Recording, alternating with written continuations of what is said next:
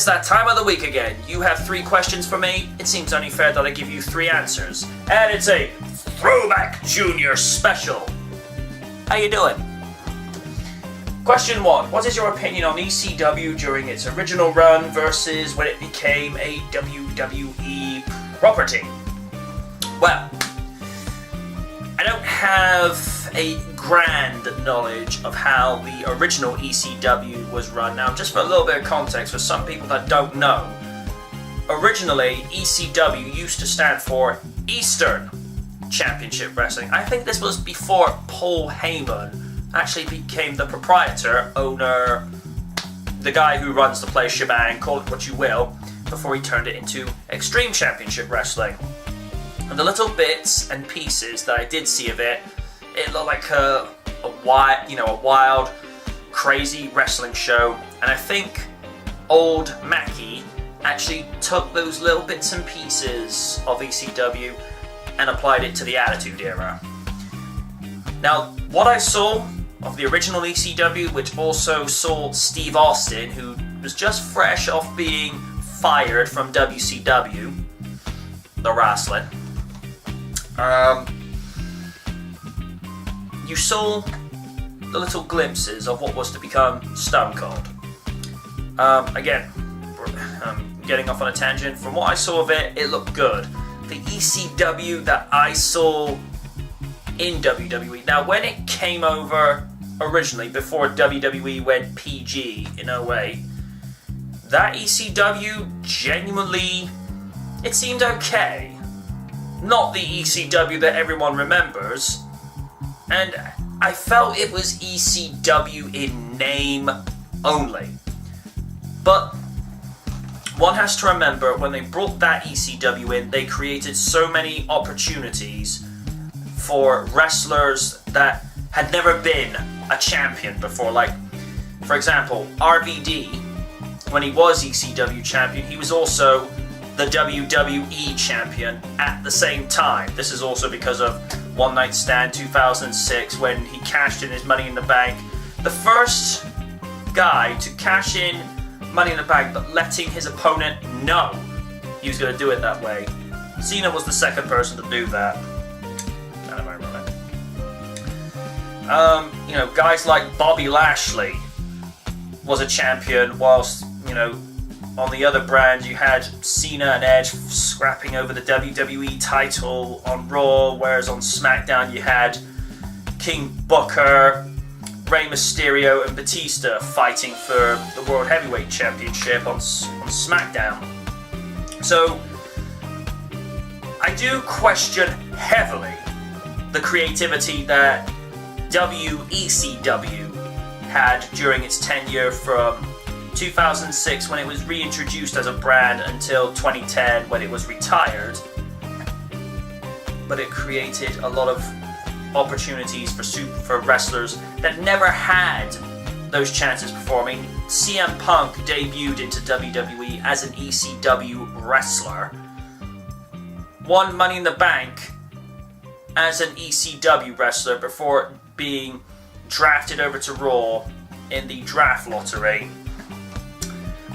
Christian finally won the big one, and WWE really needs to stop doing this revisionary kind of shtick where they say, oh, Christian never won the big one. He was ECW champion. That's a recognized world championship. And that little thing in 2011 where they say Big Show ended his 9-year drought, he was ECW champion in 06. Stop changing stuff. Anyway. But yeah, there's good and bad with both. I think with the original ECW, I think it was just the way that it was run, and Paul Heyman said something to the effect of, networks made things difficult for them, which saw them fold in 2001. I'd say the look and feel of the ECW from 93 to 2001 was probably the better version, but it just wasn't run that well. The WECW from 06 to 2010 creativity, it's hit and miss, but it gave other wrestlers chances that they'd never been given before. So I'd say I favor the original one just this little bit more for the kind of matches they put on, but at the same time I have to give it to WWE's as well, because guys like Christian finally got given a break. Long-winded, but that's my answer for that question.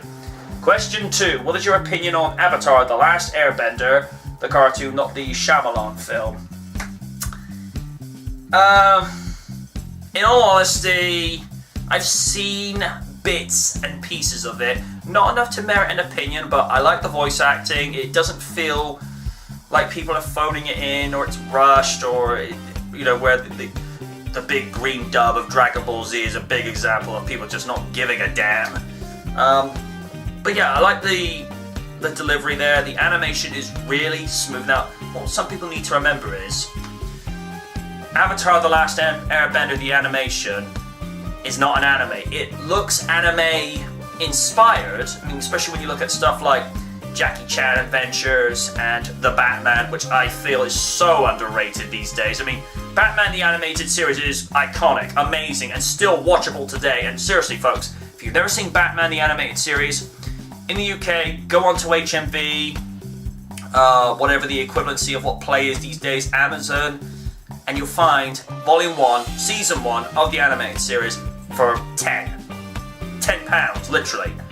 Watch it, you will be amazed. But that said, with the Batman, very underrated. I thought Rina Romano was a decent Batman Bruce Wayne, and Kevin Michael Richardson as the Joker. What was that guy on? I mean, I think he enjoyed that way too much, but getting off on a tangent. What little I did see of the animation, I loved it. You know, it's the way that animation should go. It looks very clean, very smooth, and it's got that kind of animation style look of Slayers, the anime. Slayers is another one that's heavily underrated. Give that a watch, folks. You know, seriously, that one needs to be looked at more. And his final question: Pixar or DreamWorks? Good question. If we had to base it upon ones that are released a little more frequently, I'd probably say DreamWorks.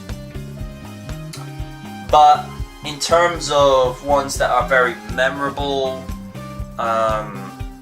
ones that I would go back to watch again and again and again, things like Toy Story, Toy Story 2, Toy Story 3, A Bug's Life, Cars, The Incredibles, which is finally getting a sequel.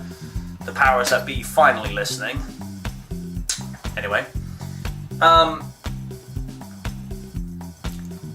I'd say Pixar just by this much, because DreamWorks do make really good animated movies, but I get the sense they're released a little too frequently, whereas with Pixar, they take their time. I mean, why do you think there's only been a new Toy Story movie ever so often? I mean, granted, there was a 4-year gap between 1 and 2, but then there's an 11-year gap between 2 and 3. I don't know. I still feel it kind of cheapens Toy Story 3 now with the fact that there's going to be a 4th one, but it's a 4th Toy Story movie, so we shouldn't really complain that much, shouldn't we? But yeah, if I had to pick one, Pixar. Just by this much. Just this little much. Just this little much.